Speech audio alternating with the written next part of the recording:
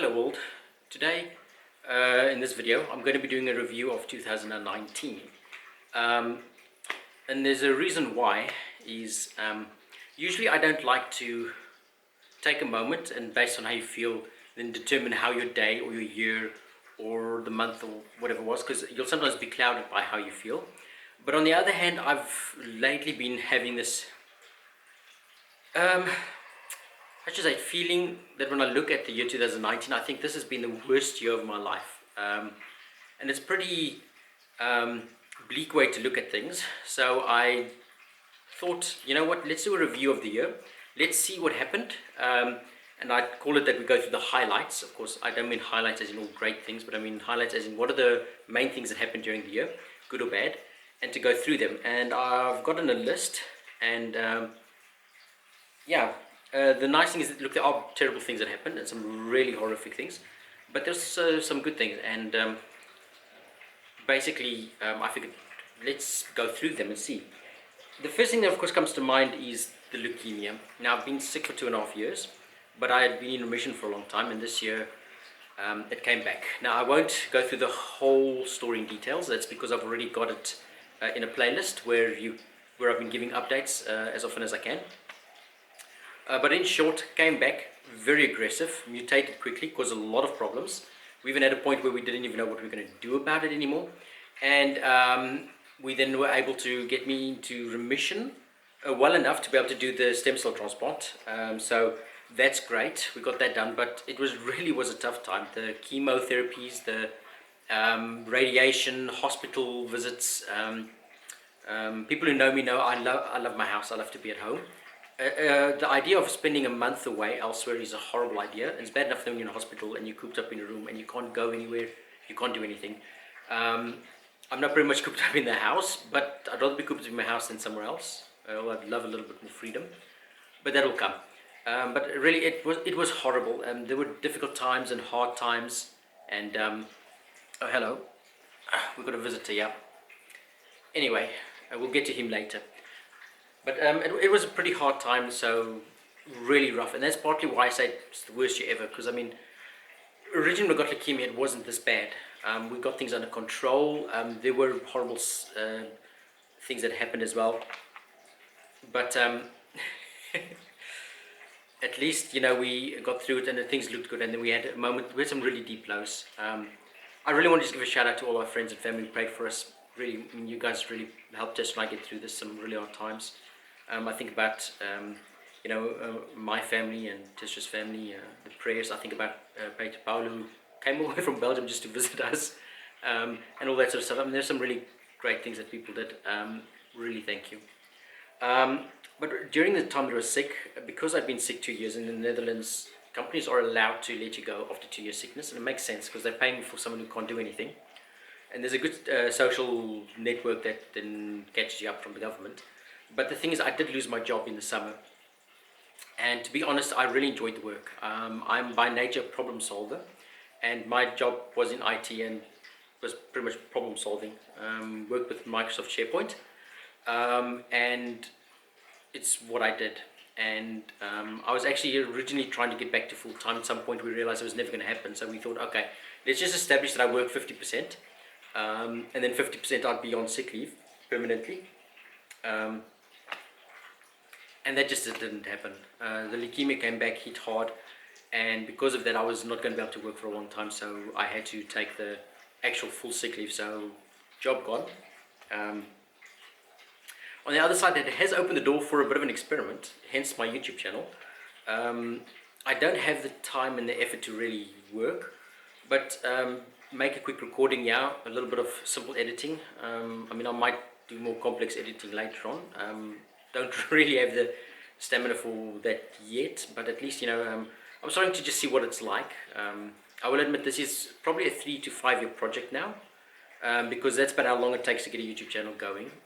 If you get a viral video, oh, lucky, you get lots of people watching, but that's a very unhealthy way to build a YouTube channel, because that dies out after a while in many cases. I base this, by the way, on a course I'm following where someone's explaining YouTube channels, and they're shown it. So really, it's It's opened the door for an experiment, but still, it's a real bummer when you get in that position and you can't work anymore and you want to, and you wave your wife out as she goes off to work. She'd love to stay at home, no, but she's off to work, and then you've got nowhere to go, and there's nothing to do, and so like I said, it's got some other open doors, but it's still a bit of a downside. But having said that, through this all, brings me to this next point. I've been able to grow in faith. I've been able to have the time to more time for the Lord. I could probably spend more time still in His Word and praying, but at least I've learned.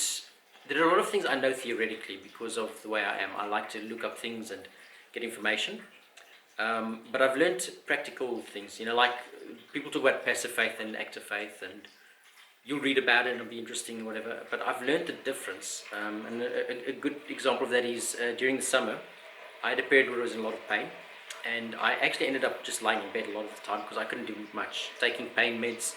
I was up to 6 different types of pain meds during that period, and really struggling, and pretty much just, every now and then cried to the Lord, why, take the pain away, help me, and sort of just waiting. And I have to give a shout out to Mike Winger because I stumbled upon his channel during this period, and he started a series on Mark, the book of Mark, going through it verse by verse, and I think it's a great way to do Bible study. And we were talking about he was talking about the paralytic whose friends brought the paralytic and lowered him through the roof for Jesus to heal him. And one of the things he mentioned is the faith that these guys must have had, and not only these guys, also the guy who let his friends carry him up a roof and drop him through the roof to get healed. And he spoke about an active faith, and I realized then I'm very good at that passive faith. Sometimes too good, we'll wait and see what the Lord does. But sometimes the Lord's waiting to see what you do, and I realize, sometimes you just got to do things, and you got to just take action, and then sometimes the Lord will then meet you halfway. You do your side and He does His side. Sometimes it'll be the other way. The Lord will go first, and you've got to wait for Him. And the thing is, you've got to look and learn and notice when which applies. So yeah, and that's something I've learned as well. During the sickness, active faith. I'm in a period where I am kind of stuck at the moment, but I've decided I'll try and do what I can do, where I can. And if I don't have energy of the day, then that's that. But we do what we can, and we go where we can. That's why I'm doing the YouTube thing now. Maybe it works out. Maybe the Lord blesses it. Maybe it doesn't. But you got to try something. And what's my other option? Sit at home and just wait all day. So I learned that, and it's really a great thing. But also I've grown other ways. In faith, learning and looking at people, becoming more compassionate. I can be pretty hard, but it's great to be that way. To learn to be more compassionate with people and to look with different eyes, shall we say. So in that way, I've grown as a person. You start to understand different situations people could be in, and become less judgmental unless you have enough facts. You can't say what people are going through because you don't really know. A lot of people don't just spread it out. So you can't always just say what's going on. So you've got to approach people in love, and that's one thing that I've also learned. So I suppose that's a good thing. Talking about active faith and the month in pain brings me to some very happy memories. During that period was the Cricket World Cup. Now, if you've ever watched my very first video, the 17 Things About Me, I like cricket. In fact, I don't like cricket, I love it. It's probably my number one sport. So I watch, I'm at home, I'm sick, I can do nothing, I can only lie in bed. So I watched pretty much every World Cup match that was played, and two really great memories that come out of that. One is, I'd been lying there in pain, and I'd at some point muster up the strength and energy to waddle down the stairs and get lunch or a cup of coffee or something, and go back up and I'd just lie in bed again in pain, and then wait for the next moment for meds. And what would happen is my one kitten, Julie Marie, if she hadn't seen me for more than an hour, she'd come up the stairs and she'd come onto the bed and she'd look so concerned, and she'd come and lie by me during that period. And she and I have always had this sort of little bond. I mean, first time I ever saw her, she walked up to me as a little kid. She was about, I think, this big then. And she walked up to me sort of with a thing like, human, I choose you. And so I've always had a thing placed for my heart. So she'd come and lie by me, and then we'd spend whole days, she and I, in bed, watching cricket. This little cat. So she was really a blessing to have around then, and really great. And the other one is during the period that I decided I've got to have more of an active faith. I had just, I think I just found out that because of a problem in the bones while being sick, I fractured a bone in the pelvic area, and we just managed to get the sixth painkiller right so that I didn't have any pain. And that very weekend, South Africa and Australia were playing their World Cup match, and so I had originally booked the tickets, the plane tickets and the match tickets for my dad, my brother and I. And I told them, you guys go, have fun, don't worry about me, I'll be okay. And last minute that Friday, I said to my dad, you better check me in as well, I'm going with. And so I walked through the Schiphol airport, walked in Manchester, sat in the uncomfortable chairs. My dad still gave me his jersey because my energy was low, so I got very cold very quickly. It was a bit of a cool day. Ended up having things used as extra pillows and stuff, and then could only sit there and then watch the game. And in hindsight, when we got to the hotel, I was so good. I was very tired, but I was so glad I went because it was such a great game to watch. Just spent time with my dad and my brother, and we had such a great time. The next day in Manchester, went into the town a little bit and then went back home. We were just gone for 2 days. And it's if you think about someone who spend a month in bed and then also do that is a bit much. And I would say under normal circumstances, yes. But my wife Tasha always says you've got to do things that make you happy. And the idea is not to become selfish and just do what you want, but sometimes when you're going through hard times, you've got to find the things that will keep your mind stable and keep you happy, fighting depression. So then we go off to England for a cricket match. So what? We decided when we were doing that we'd make a plan. There was a bit we had to do sort of a 10-minute walk to the ground, and we took the tram anyway because of the simple fact that I couldn't walk that much. So, and they'd done a lot of walking in the airports. But you find ways, and then you do something that's enjoyable, that brings you some happiness, and then that gets you through the day. Because you won't always have good days, so you've got to take them when they come. So those are some, I have great memories of that. Another great, really lovely memory is I was in hospital after the stem cells, and it was the Rugby World Cup. Now I didn't follow that one as much as the cricket, as much as I love rugby, but that's more too many other things going on in the hospital. But the final, and I thought I would watch the final. And then I was wondering, and then I eventually decided I'll watch the final. And oh my goodness, did I enjoy that match? And then to see the Bokke come out world champions, oh my goodness.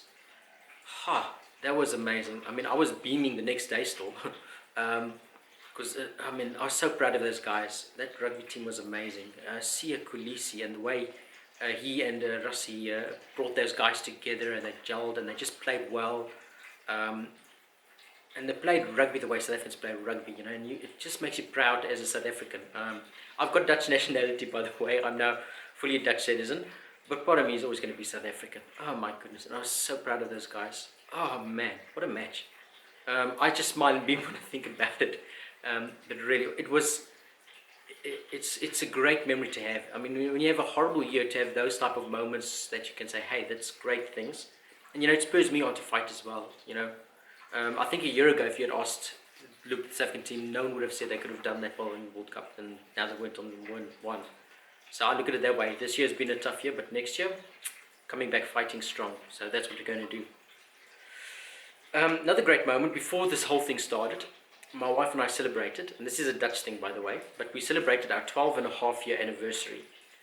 And we invited neighbors and friends and family, and had cake and snacks, and had wonderful time. And it was a time to really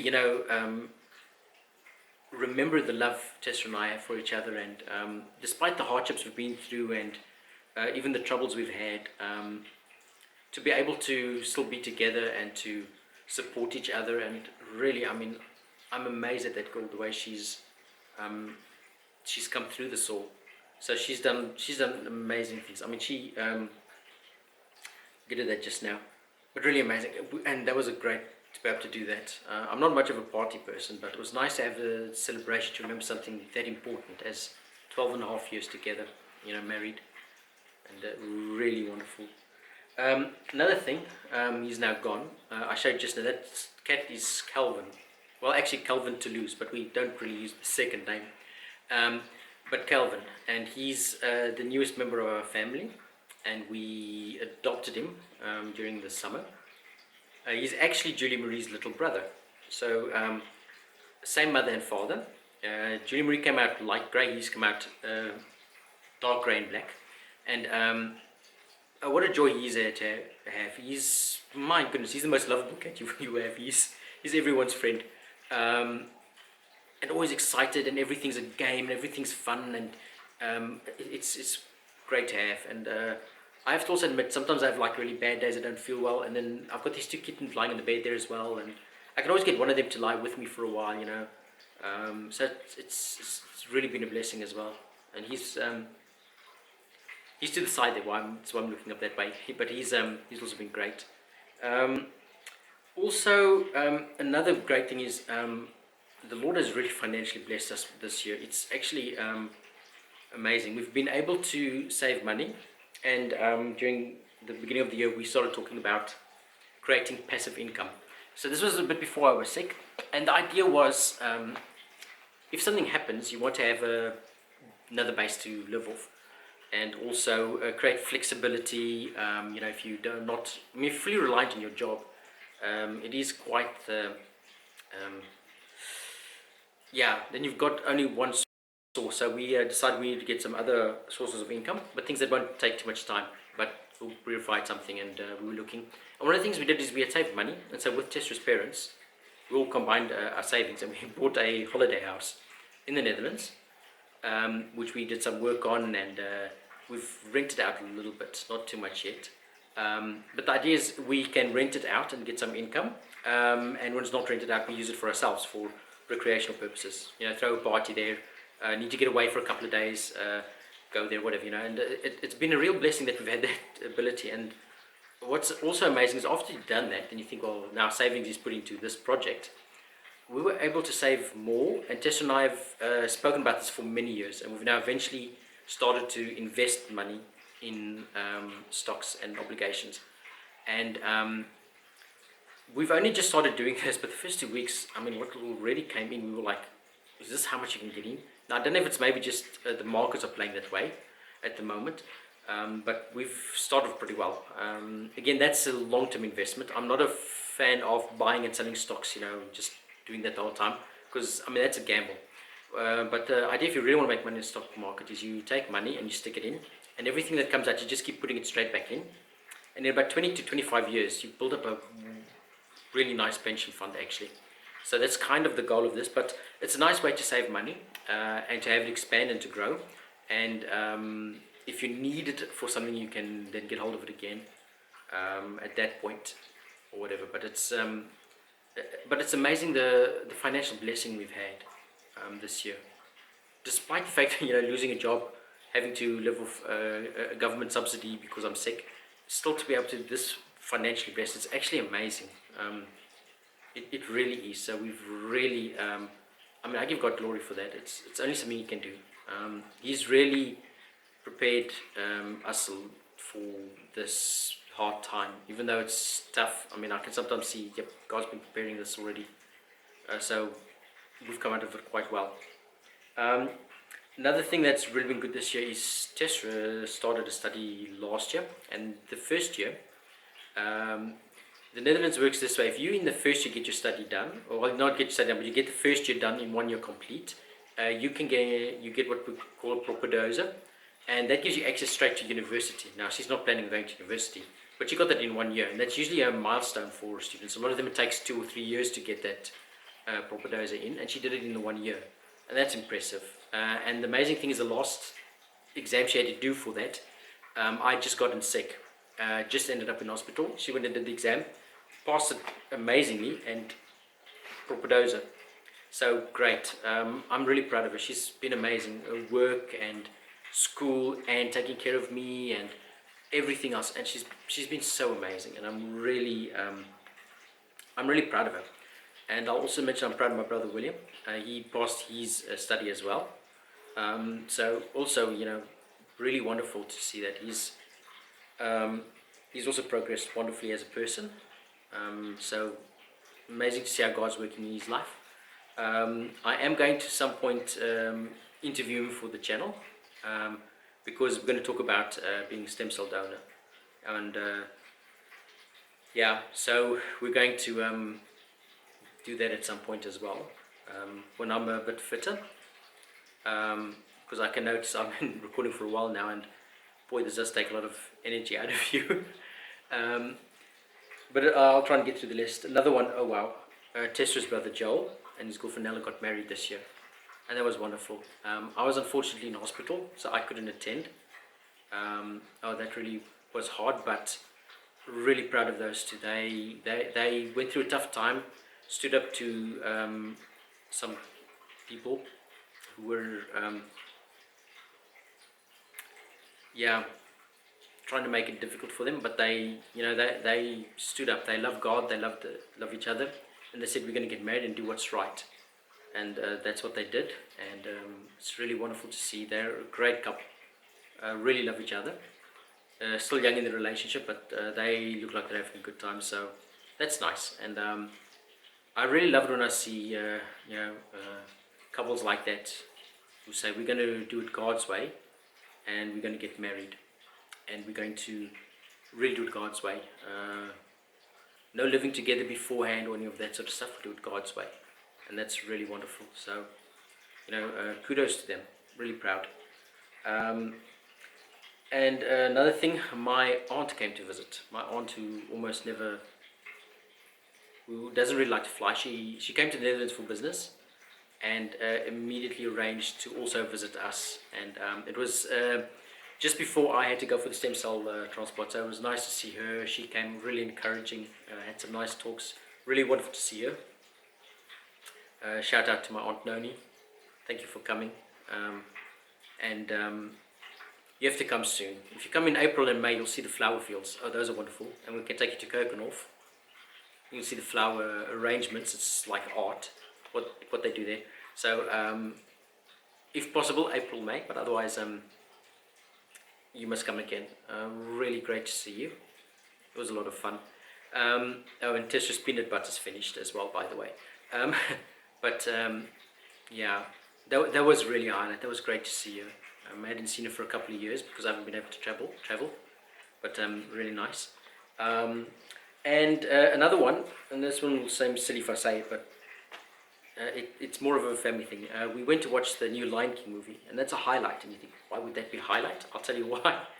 In 1994, when it came out, we went as a family to watch it. By then, we were just 4 people in the family, and we only found out later on my mum was pregnant with my little brother William. So actually, it turns out the 5 of us went, because William existed at that point. And so we could go again as a family and watch it. And that was, to me, it was a great moment because, Lion King seems to have always had a place in our family. William as a 4-year-old used to watch it almost every day. So my sister and I could recite the whole movie. But it was nice to be able to go to this new one as a family, and to all of us just sit there and watch it and enjoy it, and popcorn and chips and in the movie theatre. That was just great. We had a good time. It's really great. Basically, what it comes down to is, yes, I had a hard year. It was a horrible year. There were bad moments. But I've named, something like 10 moments where there are some really great memories, good things that happened.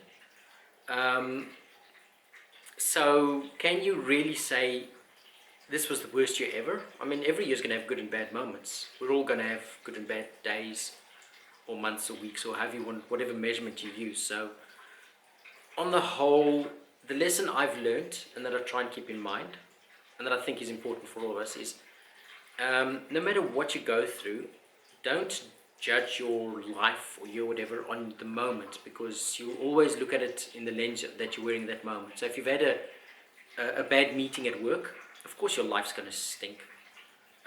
Did you just get a promotion? Of course life's great. But sometimes what you've got to be able to do is sit down and, regardless of how you feel, is just go through it. What has happened, and sometimes you've got to just take the good moments when they come. I mean, lying in bed in pain, but that little kitten comes to lie with you. Wonderful moment, wonderful. You'll actually forget the pain. I've learned to take the moments when I just have a cup of coffee just to relax and enjoy those moments. I actually have a rule: I don't do anything constructive when I'm drinking coffee. It's just a moment to relax and enjoy, because you need those moments. And take moments to praise the Lord during the day.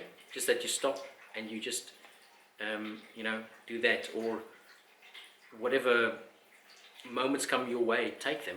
Someone comes with a surprise. There's someone who has invites you for something, and you say yes and you go and you enjoy it, and then you take those moments to give you the strength to go further. And then that's sort of the way you've got to live life, because there will be the bad moments, but you can't give in to them. Yeah. So anyway, that's my year. I will put a link down in the description to Mike Winger's channel, because I really think he's got some good stuff there. And like I say, that Mark series is really interesting, and it's really helped me during the last while, to get a great appreciation for who Jesus is. I mean, the way he approaches that study is actually very good. I think more people should approach Bible studies that way. So yeah. And other than that, I just want to say thank you for watching, and wish you all a happy new year and a prosperous new year. May God bless you in that year, and keep well.